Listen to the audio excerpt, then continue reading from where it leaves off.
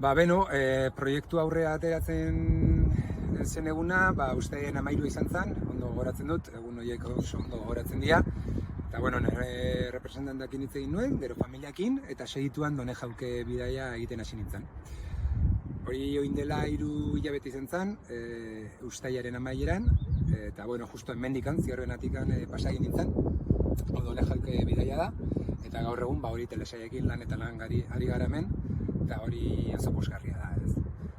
Eta horrela izan zen, udan, ideiak ez nituen argi, eta bapatan lan atera atzan, eta aurrera.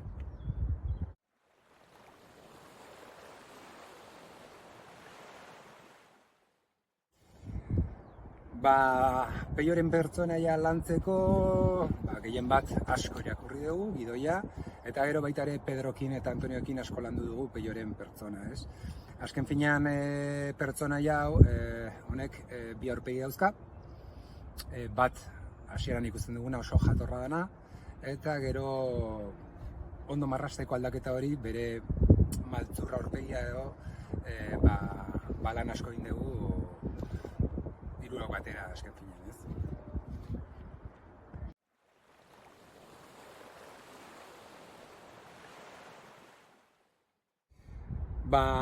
Rodaje eguna, lehenik eta behin goizean goiz, normalean goizean goiz, altza egin bertzea.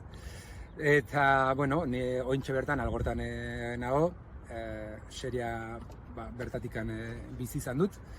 Eta kotxean ekartzen daute, bai Uolo, bai Asier edo Amaiak, eta, lehenik eta behin, setera llegatu aurretikan, hori, lehenengo gauza, eta alde agurtu, eta segituan prozesos, bai bestuario eta bai hori pixkate dana guapo jartzeko, ez?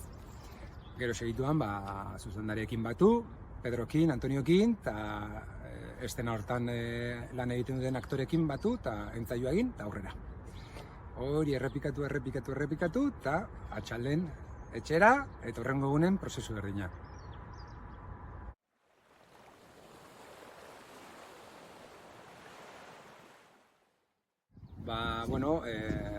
Telesaio honetan, lan honetan, sorte itzela eduki dugu, lan talde bikaina dago, gauzak horrela dira, eta gila esan behar da, eta oso sortekoak izan gara, ez? Gure hori aktore taldea primerakua da, eta hori teknikok eta hor produkzioan eta leku guztietan ari denak oso maitekorra dira, ez? Azken finean, horrela oso gustora goten gara, eta behin eta berriz izango dut, sortea eduki dugu.